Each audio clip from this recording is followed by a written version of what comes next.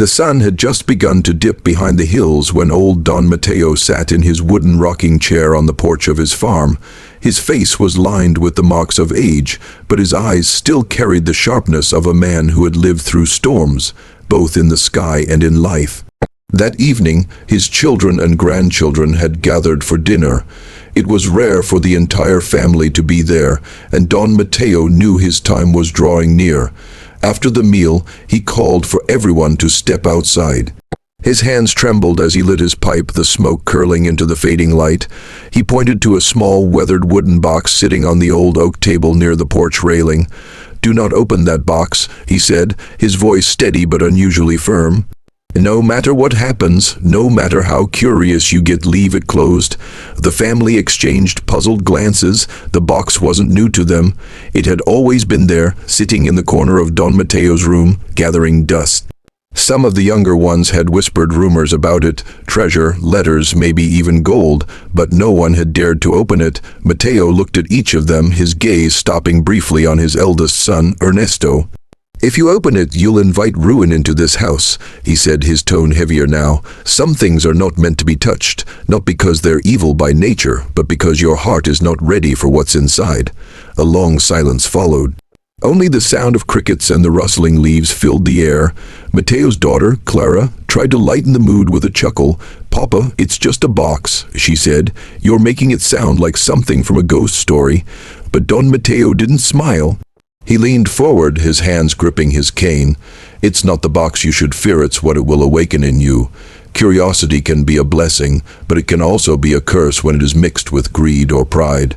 The warning felt strange, even out of place, but no one pressed further. They were used to Mateo's habit of speaking in lessons and parables. After all, he had lived through the poverty of his youth, the loss of friends to dishonesty, and the betrayal of people he had trusted most. He had learned, sometimes painfully, that certain temptations must be avoided before they even present themselves. That night, as the family dispersed, Ernesto stayed behind for a moment. "Is it money, Papa?"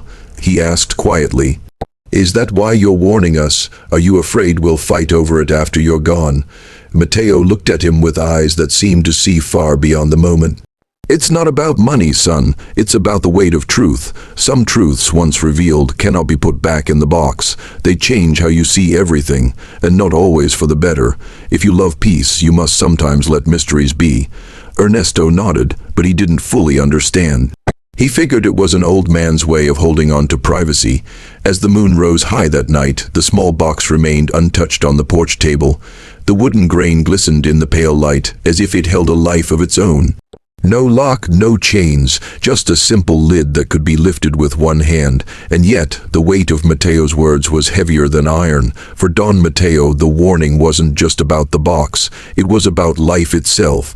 He had seen too many people lose themselves chasing after things they didn't need, asking questions they weren't prepared to hear the answers to. In his mind, the box was a test, a silent guardian of self-control, trust, and respect for boundaries. Little did the family know, the test had just begun, and for some of them, the temptation would prove stronger than the lesson. The Patriarch's words had landed like a stone in a still pond, ripples spreading through the lives of everyone on the farm. For the first day after his warning, no one dared to even glance toward the corner of the barn where the wooden box sat, wrapped in dusty burlap and tied with a fraying rope. It was as if the very air around it had thickened. People walked past it with deliberate avoidance, their eyes fixed on anything else. But the human heart, especially when paired with the human mind, struggles with such restraint. Curiosity is like a slow leak. It seeps into your thoughts no matter how tightly you try to seal them. By the second day, murmurs began to circulate. The Patriarch's nephew, Daniel, was the first to voice what everyone had been thinking. "It's just a box," he muttered to his cousin while stacking hay bales. "Old man's just making it into something it's not." His cousin didn't reply, but his silence carried the weight of suspicion. Life on the farm continued, but not without tension. The chickens still needed feeding, the fields still needed watering, but each task seemed coated in unease. Every creak of the barn door, every thud of boots on the wooden floor, made people glance toward the box. It wasn't just an object anymore, it had become a silent character in their daily life, commanding attention without uttering a word. By the third morning, even the weather seemed to mirror the mood. Dark clouds swirled over the Salvatierra farm, casting shadows across the yard. Rain threatened, but held off just enough to let the wind sweep through, whistling against the window frames. Inside the main house, conversation had shifted entirely toward the mystery. Over breakfast, someone asked, why would he tell us not to open it unless he knew we'd want to? That was the question that cracked the shell of discipline they had been holding. Temptation rarely announces itself loudly. It comes like a whisper, logical at first, harmless even. If we just took a peek, maybe we'd understand why it's so dangerous. Someone suggested, another replied, or maybe it's worth something. Something he didn't want to share. The possibilities multiplied. Money, old family secrets, valuables hidden away from thieves. What none of them realized was that they weren't just being pulled toward the box. They were being tested. The Patriarch had lived a life that taught him an unshakable truth. The measure of a person isn't found in how they act when they're being watched, but in the decisions they make when no one's there to stop them. He had given them a simple command not to open the box, not because the box itself had power, but because the choice would reveal their character. As the day wore on, restraint wore thin. A few of the younger men walked into the barn under the guise of checking the tools, their eyes darting toward the covered shape. They lingered just a little too long, their hands brushing over the burlap, as if testing the strength of the rope. In their minds it wasn't disobedience, just curiosity, but small compromises often lead to bigger ones. By nightfall the farm felt different. The box had created invisible divisions between those who wanted to obey and those who thought the warning was nonsense. People who once worked side by side now eyed each other suspiciously, wondering who would be the first to break. Trust was cracking, and the Patriarch's absence. He'd gone to rest early that night, left the air feeling even heavier. Those uneasy days weren't just about the box. They were about the slow unraveling of unity when desire and doubt creep in. In hindsight, the warning wasn't about wood and rope. It was about the dangerous power of human temptation and the choices we make in silence. The morning of the third day arrived cloaked in an unusual stillness. Even before the sun had fully risen, the Salina's farm felt muted. The roosters crowed once, then stopped, as if sensing something that the humans could not yet see. The wind barely stirred the leaves, and the usual hum of insects was absent. It was the kind of silence that doesn't sue, that presses against the skin, making you aware of every breath you take. Matteo, the eldest son of Don Aurelio, woke with a heaviness in his chest. He couldn't explain it, but the Patriarch's warning about the box had been replaying in his mind like a broken record. Do not open it, no matter what. Promise me. Aurelio had said those words with a firmness Matteo had never heard before, not even when he gave orders for harvest or livestock sales. It was the kind of tone that came from a place of fear, not authority. At breakfast, the family barely spoke. Even the sound of spoons against plates seemed to echo unnaturally loud in the air. Aurelio didn't join them that morning. He had told them the night before that he needed to check something in the barn before dawn. His absence added to the unease. By midday, neighbors passing by noticed the farm's gates still closed. The Salinas family was known for their open-door policy. Farmhands, friends, and travelers always came and went. But that day, the gates stayed shut, as though the property itself was holding its breath. Lucia, Aurelio's daughter-in-law, couldn't take it anymore. She found Matteo in the tool shed, oiling the hinges of the plow. "Have you seen him?" she asked in a whisper. "No." Matteo replied, keeping his eyes fixed on the metal. "You don't think it's about the box, do you?" Her voice trembled on the last word. Matteo wanted to dismiss her fears, but deep inside the thought had crossed his mind. That box, hidden in the cellar, sealed with thick rope, had been there for years. They had never seen it moved, never heard it mentioned until Aurelio's strange warning 3 days ago. What could be inside that required such secrecy? The rest of the day moved like molasses. Time seemed to stretch, each minute heavier than the last. The younger farmhands stayed close to the house instead of tending the fields, casting uneasy glances toward the barn and cellar doors. Animals refused to drink from the troughs, and the old dog, Bruno, lay at the porch's edge staring toward the cellar, occasionally growling at nothing. By late afternoon, clouds began to gather, dark and low. Thunder rumbled in the distance, though no rain fell. The air smelled faintly of metal, like the moment before lightning strikes. Lucia clutched her rosary, whispering prayers under her breath. Matteo, trying to appear calm, told the others to stay inside until Aurelio returned. As night approached, the silence deepened until it became almost unbearable. No birds, no wind, just the sound of their own breathing. Lanterns flickered in the living room, casting long shadows on the walls. Lucia tried to busy herself with knitting, but her hands shook so badly she dropped the needles. Matteo paced the floor, checking the door every few minutes, expecting Aurelio to walk in. But Aurelio never did.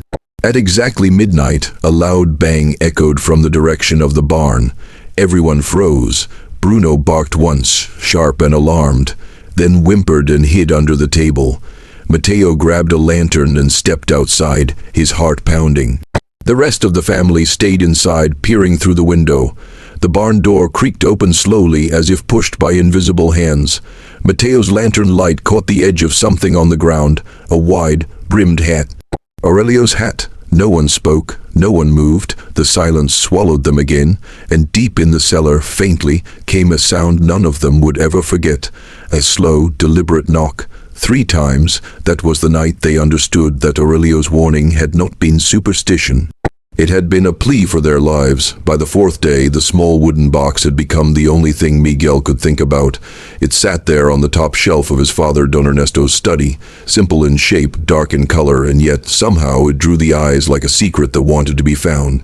When Don Ernesto was alive, his presence was enough to keep everyone in line. His voice carried authority. His gaze could silence an entire room, and his words carried weight that made people listen without question. But now, with him gone, the house felt different. The air seemed heavier, the walls quieter, and the warning he left behind, "Do not open the box," echoed in Miguel's mind like a stubborn whisper. At first, Miguel avoided it. He kept busy with farm work, attended to visitors who came to pay their respects, and tried to keep his younger cousins entertained. But every time he passed by the study door, he would feel a pull, like a silent challenge from the unknown. He would catch himself glancing inside, wondering why his father had been so insistent. He tried to rationalize it. Maybe it's just paperwork, maybe it's money, maybe it's nothing important at all, and he just wanted to keep me from getting distracted. But then another thought would creep in, or maybe it's something he didn't want me to know. The temptation grew worse at night. The house was quiet except for the occasional creak of wood or the distant howl of a coyote. Miguel would lie in bed, his mind restless, imagining what could be inside. A letter addressed to him, a confession, an heirloom, maybe even something dangerous. One evening, his cousin Rosa noticed his distraction. "You keep looking at that study door like it owes you money," she said with a smirk. Miguel shrugged. "Just thinking about the box," she asked bluntly. He didn't answer, but his silence gave him away. Rosa leaned closer. "You know what they say when someone tells you not to open something. It's because they know you can't resist it." That night, Miguel couldn't sleep. He got out of bed, lit a small lamp, and quietly made his way to the study. He stood in front of the desk, staring up at the box. His father's deep voice rang in his head, "Do not open it, no matter what." But that warning now felt like an invitation. He reached for it. The wood was smooth but cold, almost unnaturally so. It wasn't locked, which only made it more mysterious. Miguel's hands trembled slightly as he pulled it down and set it on the desk. He hesitated. Something in him still resisted, but another part, the part fueled by curiosity, was stronger. Slowly, he lifted the lid. Inside, there was no gold, no weapons, no dangerous documents, only a stack of neatly folded letters and an old, leather-bound journal. The top letter had his name written in his father's handwriting. His heart pounded as he unfolded it. The message was short. If you are reading this, it means you have chosen curiosity over patience. I warned you because I wanted you to learn that some answers must come in their own time. What you will read here may change how you see me, and once known, it cannot be unknown. But remember, this truth is a heavy thing. Only those willing to carry it should seek it. Miguel sat there for hours, reading the journal. It contained stories from Don Ernesto's youth, mistakes, regrets, hidden struggles, and the burdens he carried to protect the family. There were confessions of financial hardships he had shielded them from, rivalries with neighboring farmers, and even decisions that had hurt people unintentionally. By the time Miguel closed the book, the sun was rising. He felt a strange mix of emotions: respect for his father's sacrifices, sadness for the weight he had carried, and shame for letting impatience guide his actions. He realized the real temptation of the box was not its contents, but the lesson behind it. Some things are not about what you find, they are about whether you can wait to find them.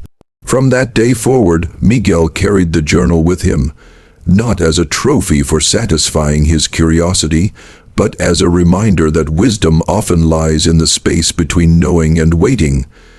The air inside the farmhouse felt heavier than usual, as if the walls themselves were holding their breath. The wooden box sat in the corner of the dining room, still sealed shut with its thick brass lock glinting faintly in the morning light. It had been 3 days since the Patriarch's body was found in the barn, his lifeless hand curled into a fist, as if clinging to some unspoken truth. But his last words before his death still echoed in everyone's mind: "Do not open the box." The family gathered around the kitchen table that morning. Elena, the eldest daughter, with a cautious gaze; Mateo, the youngest son, with restless hands; and Sofia, the widow whose eyes had become wells of quiet grief. Outside, the wind rattled the shutters, adding to the unease that had become their constant companion. It was Mateo who spoke first. "We can't just ignore it," he said, his voice low but sharp. "That box could have answers. Maybe it explains all of this." Elena shook her head. "He told us not to open it. You remember how he was. If he gave an order, it meant something. We should respect that." Sofia remained silent, her hands clasped tightly in front of her, her knuckles pale. She hadn't slept since her husband's death, and the mystery of the box was gnawing at her too. But she also knew her husband's warnings were never empty. The tension in the room was almost unbearable. The box was not just an object anymore. It had become a test of loyalty, patience, and self-control. Mateo kept pacing, his mind full of what-ifs. What if it contains money, land deeds, a confession? The farm was struggling. The crops had been poor this year, and debts were piling up. The temptation was more than just curiosity. It was the possibility of salvation. Elena noticed the way her brother's eyes lingered on the box. "Mateo," she said firmly, "once you open it, you can't undo it. If we go against his word, we'll live with that shame forever."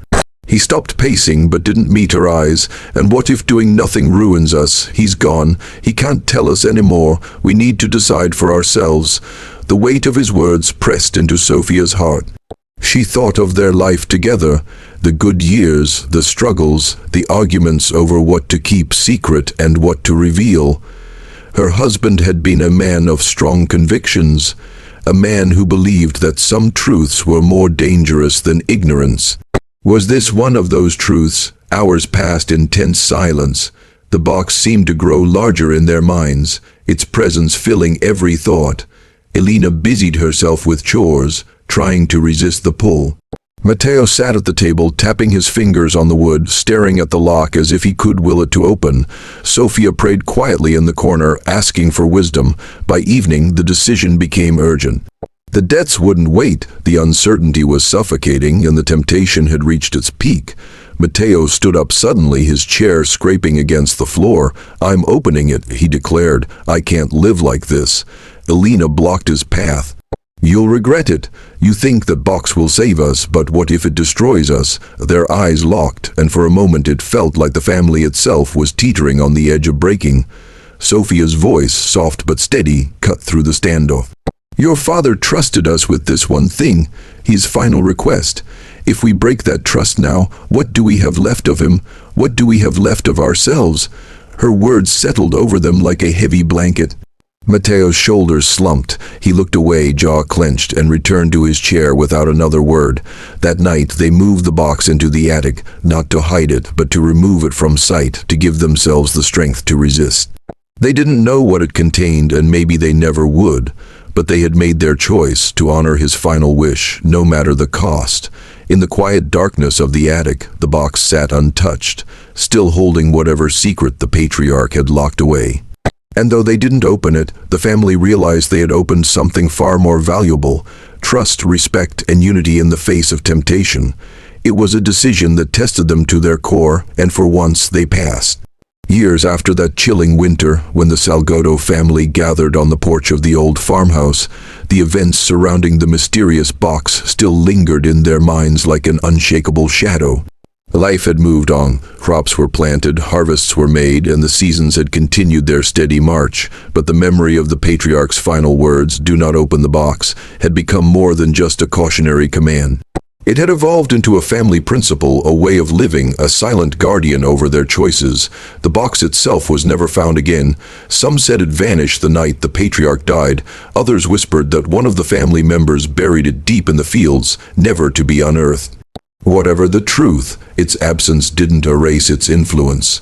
If anything, the absence made its presence stronger, an invisible reminder that there are things in life that are better left untouched, especially when they threaten your integrity or peace of mind. What the family realized over time was that the box was not just about its mysterious contents, it was about restraint. In a world where curiosity can lead people to ruin, the Salgados came to understand that not every opportunity, not every secret, and not every path needed to be pursued. There are things that, though tempting, carry a cost too high to bear. They learned that wisdom often comes not from knowing everything, but from knowing what not to seek. Self-control became a family value. The younger members, who had once whispered about the box with wide eyes, grew up hearing their parents say, "Remember the box, ask if it's worth the risk." That single story became a metaphor they could apply to every aspect of life: relationships, business decisions, moral choices. Another lesson the box taught them was the strength of unity and silence. During those tense 3 days before the Patriarch's death, the family had been bound together by an unspoken agreement not to open it. They had all wrestled with temptation, but the fact that no one broke the pact gave them a sense of shared strength. Years later, whenever disagreements arose in the family, they would recall that time and remind each other that unity was their greatest shield. If they could resist curiosity together, they could endure financial hardships, community gossip, or personal conflicts. Perhaps most of all, they learned the value of trust. The Patriarch's warning had been strange and unexplained, but the family had chosen to honor it out of respect for him. Even though they never discovered what was inside, they realized that honoring someone's word, even when you don't fully understand it, is an act of deep loyalty. Trust, they came to see, is not always about comprehension. It's about commitment. This lesson carried into their friendships, their marriages, and their business partnerships. When you choose to trust someone, you're not just believing their words, you're standing with them, even when the reasons remain a mystery. In time, the Salgados began to view the box as a test of their ability to let go of unanswered questions. The world is full of people who cannot rest until they solve every mystery, often at the expense of their peace. The Salgados learned that sometimes peace is worth more than knowledge. They stopped trying to piece together theories about the Patriarch's death or what the box contained. Instead, they decided to focus on the life lessons he left behind. By doing so, they freed themselves from the endless trap of what if, and embraced the reality of what is. Decades later, when grandchildren and great-grandchildren would ask about the strange story of the forbidden box, the older members of the family would gather them close and say, "It's not about the box. It's about the choices you make when no one's watching." The mysterious box may have disappeared, but its lesson remained, shaping generations long after the man who had first given the warning was gone. In the end, the Salgado family learned that the most valuable treasures are not found in sealed containers, but in the wisdom that teaches you when to keep your hands off the lock.